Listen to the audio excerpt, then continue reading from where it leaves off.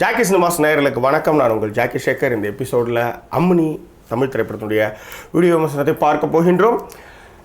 எனக்கு நிறைய வேலை இருக்குது, ஷார்ட் ரிவ்யூ தான் வேணும். நீங்கள் பேசுகிற 10 நிமிஷம் தான் எங்களால் பார்க்க முடியாது, நீங்கள் சொல்லலாம். ஆனால் ஒரு திரைப்படத்தினுடைய விஷயத்தை அந்த திரைப்படம் ரிலீஸ் ஆகிறப்ப தான் பேச முடியாது, அதுக்கப்புறம் அந்த படத்தை பற்றி பேச முடியாது. ஏன்னா ஆழன சோறு பழஞ்சோறுன்னு சொல்லுவாங்க. ஸோ அதனால் ஷார்ட் ரிவ்யூ சொல்லலாம், தப்பு கிடையாது. இந்த திரைப்படம் எப்படி இருக்குது? ஆபாசம் இல்லாத, கெட்ட வார்த்தை இல்லாத, இடுப்பு தொப்புள் காமிக்காத, ஒரு மிக அற்புதமான வாழ்வியல் யதார்த்தத்தை சொல்லக்கூடிய ஒரு திரைப்படம் அம்மினி. இந்த திரைப்படம் வந்து நீங்கள் பார்த்துருந்தோம்னா தயவுசெய்து கண்டிப்பாக அந்த படத்தை பார்க்கலாம். ஏன்னா நீங்களாம் ரெமோ பார்த்து தான் கெட்டு போயிடுறீங்க. அதனால் அதுக்குன்னே ஒரு படத்தை எடுத்திருக்காங்க. நல்லது வந்து பண்ணணும், நல்லது மக்களுக்கு வந்து நல்ல விஷயங்களை போதிக்கணும் அப்படின்ட்டு ஒரு அம்மினின்னு ஒரு திரைப்படத்தை ஒரு பெண் இயக்குனர் லட்சுமி ராமகிருஷ்ணன் தான் எடுத்திருக்காங்க. இந்த திரைப்படத்தை அவசியம் நீங்கள் பார்த்து திருந்தணும் அப்படின்றது தான் இந்த தமிழ் சமுதாயத்திற்கும் தமிழ் விமர்சகர்களுக்கும் நான் முன்வைக்கிற விஷயம். ஏன்னா நீங்கள் படம் பார்த்தலாம் கெட்டு போயிடுவீங்க. ஆனால் உங்களுக்கு நல்லது சொல்கிறதுக்காக ஒரு படம் வந்திருக்கு. ஸோ அவசியமாக இந்த திரைப்படத்தை குடும்பத்தோடு அழைத்து சென்று பார்க்கலாம். ஆனால் எத்தனை பேர் ரெமோ திட்டினவங்களாம் இந்த படம் போய் பார்க்க போகிறீங்கன்னு எனக்கு தெரியல. அந்த ரெமோ திட்டினவங்களில் இந்த படம்லாம் கெடுத்து குட்டி சேவராகுதுன்னு சொல்கிறவங்கள ஒரு முக்கால்வாசி பேர் இந்த படத்தை பார்த்தாலே லட்சுமி ராமகிருஷ்ணன் இன்றைக்கி வந்து தமிழ்நாட்டில் மிகப்பெரிய டைரக்டர் ஆகிடுவாங்க. ஆனால் அது வந்து ஒரு பகல் கனவு தான். ஏன்னா சும்மா வாய்ச்சொல்லில் வீரநடி இல்லைன்னா அது வெட்ட வெளியில் கம்பு சொல்கிறது தான் நம்பாங்க. ரைட். எனிவே, இந்த அம்மினி திரைப்படம் ஒரு அற்புதமான ஒரு வாழ்வியல் யதார்த்தத்தை பதிவு செய்த ஒரு திரைப்படம் என்றால் மிக இல்லை. சரி, இந்த திரைப்படத்தை வந்து நீங்கள் வந்து இதுக்கு முன்னாடி உலக சினிமா பார்த்துருக்கணும், வாழ்வியல் யதார்த்த கதைகளை நீங்கள் பார்த்துருக்கணும். ஒரு வாழ்க்கை அது சொல்லக்கூடிய விஷயங்கள், அது கொண்டு புரிதல் அப்படிலாம் இருந்ததுன்னா இந்த திரைப்படம் நிச்சயமாக உங்களுக்கு பிடிக்கும். இல்லைன்னு வச்சுக்கோங்களேன், இது ரொம்ப போர் அடிக்குது, இன்னும் வந்து ஒரு சாலமான ஒரு ஆயாவை பற்றி பேசிகிட்டு இருக்காங்க கதை ஃபுல்லும் அப்படின்னா, கதையே இல்லைன்னு சொல்கிறவங்களாம் கூட இந்த படத்தை பார்க்கலாம். ஏன்னா அது ஒரு கதை, ஒரு பெண்மணி வந்து நிஜ கதை, அப்புறம் கதையே இல்லைன்னு சொல்லக்கூடாது, அதுக்கும் இருக்குது மேட்டர். ஸோ அதனால் அம்மினி திரைப்படத்தை, அதாவது வந்து படத்தை வந்து நல்ல படம் கூட தான் நாங்கள் வந்து கொண்டாடுவோம்னு சொல்கிறீங்களா, அதுக்காக இந்த படம் வந்திருக்கு. தயவுசெய்து பாருங்கள். பார்க்க வேண்டிய படமா கண்டிப்பாக பார்க்கலாம். குடும்பத்தோடு அழைச்சின்னு போய் எந்த நெளிவு இதெல்லாம் இல்லாமல் நிச்சயமாக பார்க்க வேண்டிய திரைப்படம் அம்மினி. ரைட். இப்போ ஷார்ட் ரிவ்யூ முடிஞ்சிடுச்சு. இப்போ வந்து ப்ரீஃபான ஒரு விரிவான ரிவ்யூக்கு போவோம். ரைட்.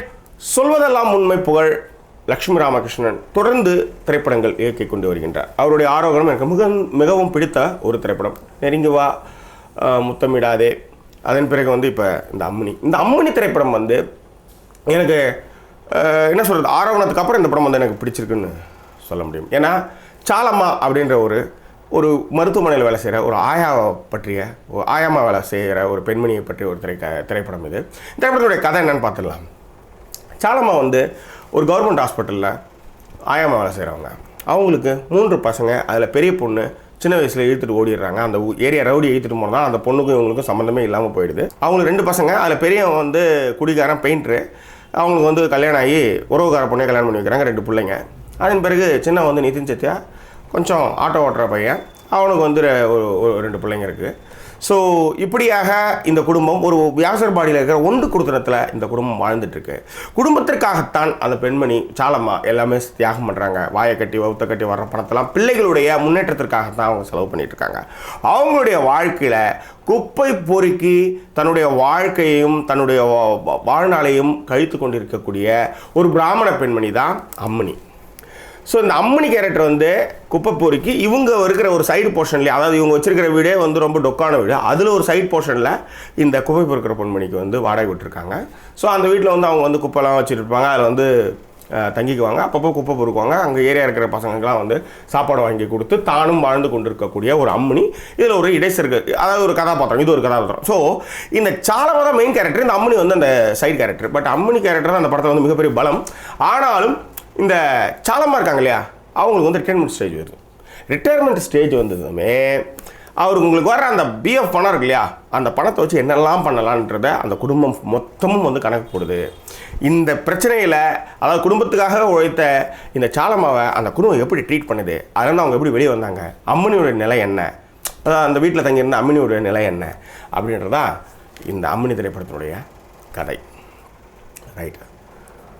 சாலம்மா இது வந்து ஃபஸ்ட்டு வந்து 2-3 ஃப்ரேமில் வந்து லட்சுமி ராமகிருஷ்ணன் நம்ம பார்த்துருக்கோம். நல்லா டாம்பிகமாக பட்டு சேலெலாம் கட்டு வந்தாங்கன்னா ஸ்மார்டே கும்முன்னு இருப்பாங்க. அவங்க வந்து எப்படி இந்த சாலம்மான்ற அந்த மருத்துவமனை கேரக்டர், அதாவது அந்த ஆயாமா கேரக்டர் எப்படி செட் ஆக போகிறாங்க அப்படின்ற ஒரு ஒரு மைண்ட் செட் இருந்தது, எப்படி இவங்க செட் ஆவாங்க அப்படி. ஆனால் 2-3 காட்சிகளில் சாலம்மா வந்து அவங்க வந்து அதுக்காக நிறைய உழைச்சி, அதாவது சாலம்மா கேரக்டருக்கு வந்து என்ன சொல்கிறது, ஸோ அந்த சாலம்மா கேரக்டருக்கு முடிந்த வரை இவங்க வந்து தன்னுடைய அந்த பராக்கிரமத்தெல்லாம் மறைச்சிக்கிட்டு அந்த கேரக்டராகவே வாழ்ந்திருக்காங்க. மிக முக்கியமாக அந்த பையன் பெரிய பையனை போட்டு அடித்து பீத்துன்றியா அடிக்கிறப்பெல்லாம் அந்த சாலம்மா தான் எதிர்க்க நிற்கிறாங்க. கோசம் லட்சுமி ராமகிருஷ்ணன் நிற்கலை. சில செருப்பு போடுறது அந்த மாதிரி இடங்கள்லாம் வந்து கொஞ்சம் ஏன்னா அப்புறம் கவர்மெண்ட் வேலை செய்கிறாங்க, அது கூட போகலாம் என்ன.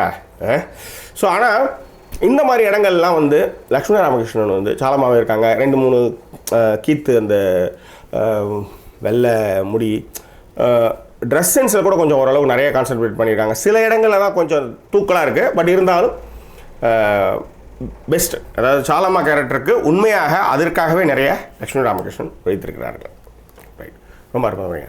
பெரிய பையனாக நடிச்சிருக்கிற அந்த பெயிண்டரு, அந்த பையன் வந்து ரொம்ப நல்லாவே அந்த குடிகார பையனாக வந்து அவர் பண்ணுறாரு.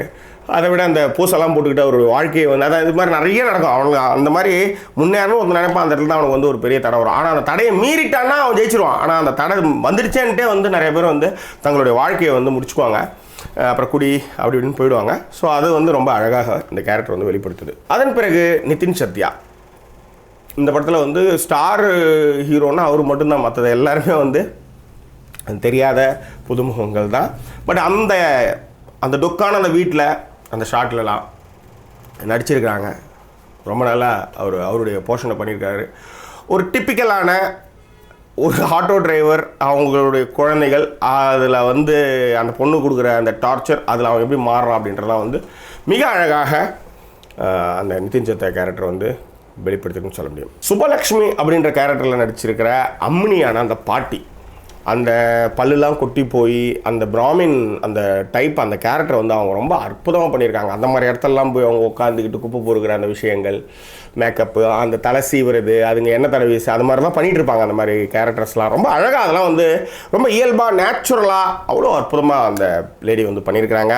மிக முக்கியமாக அதில் கேவோட இசையோட அந்த பாடல், மழை இல்லையே வெயிலும் இல்லையே வானவில் வந்ததே அம்மினியே, அந்த சாங் வந்து இந்த படத்தோட மிகப்பெரிய பலம்னு சொல்லுவேன்.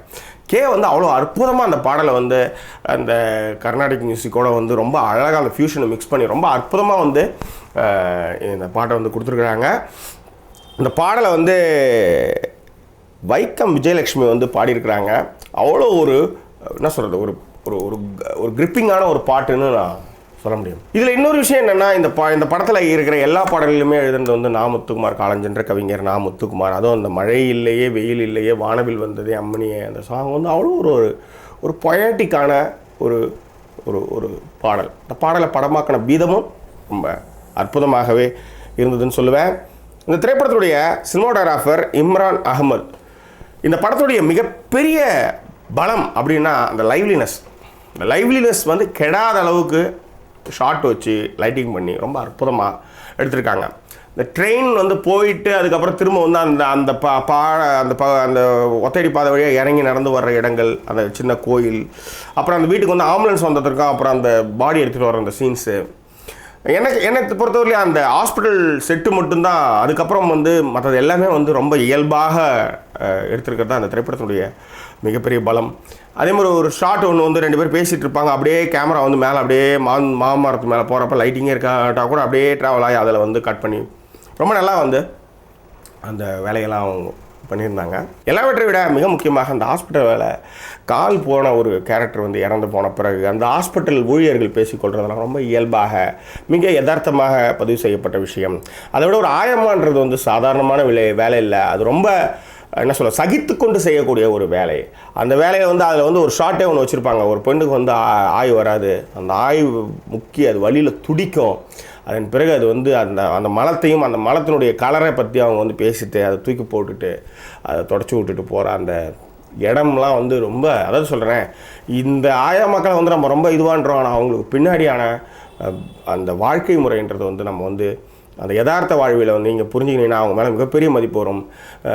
நிறைய இடங்களில் வந்து மேலெல்லாம் வாந்தி எடுத்துருவாங்க, ஆயெல்லாம் மேலே பட்டுடும். ஸோ அதெல்லாம் வந்து அவங்க வந்து எந்த ஒரு இதுவும் இல்லாமல் அதை தொடச்சி போட்டுவிட்டு அடுத்தது வந்து திரும்பவும் வந்து அந்த செவிலியர்கள் கூட வந்து அவங்க வந்து பணிபுரிகிறது வந்து செவிலியர்கள் மட்டும் கிடையாது, இந்த மாதிரி ஆயம்மாக்களுடைய பணி வந்து ரொம்ப ரொம்ப என்ன சொல்கிறது போற்றி பாராட்டத்தக்க வேண்டிய ஒரு விஷயம். அதை வந்து சாலம்மா கேரக்டரில் லக்ஷ்மி ராமகிருஷ்ணன் ரொம்ப நல்லாவே பண்ணியிருக்காங்க. இன்னொன்று, இந்த இடத்துல இவங்ககிட்ட வந்து எங்கேயுமே வந்து பிராமின் ஸ்லாங் வராமல் அந்த வியாசர்பாடி அந்த டோன்லேயே அவங்க வந்து பேசுனது எனக்கு ரொம்ப பிடிச்சிருந்தது. அந்த பசங்கிட்ட பேசுகிறதா இருக்கட்டும், இன்னும் கொஞ்சம் தௌலத்து இந்த மாதிரி விஷயங்கள்லாம் இன்னும் கொஞ்சம் சேர்த்துருக்கலாமோ அப்படின்னு தோணுது. பட் இருந்தாலும் சாலம்மா அந்த கேரக்டருக்கு மிக உண்மையாக பண்ணியிருக்காங்க. இந்த அம்மணி கேரக்டர் வந்து எங்கேருந்து வந்தது? இந்த அம்மணி கேரக்டர் வந்து சொல்வதெல்லாம் உண்மை அந்த எபிசோடில் ஒர்க் பண்ணிகிட்டு இருக்கிறப்ப இதில் வந்து உண்மை ஒரு குப்பை பொறுக்கக்கூடிய ஒரு பெண்மணியினுடைய வாழ்வியலுடைய அதில் இருக்கிற சுவாரஸ்யத்தை பார்த்துட்டு தான் இந்த திரைப்படத்தை வந்து எடுக்க ஆரம்பித்தாங்க. அதில் இன்னும் சில பல சாலம்மா கேரக்டர் மாதிரியான 2 விஷயத்தையும் சேர்த்து இந்த திரைப்படத்தை வந்து நம்மளுக்கு வந்து கொடுத்துருக்காங்க. இந்த திரைப்படத்தில் ப்ளஸ்ன்னு பார்த்தீங்கன்னா, இப்போ நான் பேசிட்டு வந்தது எல்லாமே ப்ளஸ் தான். அந்த படத்தில் வந்து மைனஸ்ன்னு நான் சொல்லவே மாட்டேன். ஆனால் திரைப்படத்தோட ஒரே ஒரு மைனஸ் என்னென்னா, அந்த கிளைமேக்ஸில் அவங்க பண்ணுற அந்த தகுடுத்தங்கள் வந்து அது ஏற்புடையதாக இல்லை. 2வது, இவங்க இந்த சாலம்மா கேரக்டர் எங்கேயாவது ஒரு வடதேசம் கயா இல்லை காசி வாரணாசி இந்த பக்கம் எங்கேயாவது போயிருந்தா கூட அது பெருசாக தெரியாது. ஆனால் அவங்க வந்து இங்கே இருக்கிற பாகூர் கொம்யூன் பஞ்சாயத்துலேயே அவங்க வந்து இருக்கிறது வந்து என்னை பொறுத்தவரையிலும் ஏற்புடையதில்லை. ஏன்னா இந்த படத்தோட மிகப்பெரிய சர்க்கிள்னு அதை மட்டும் தான் சொல்லுவேன்.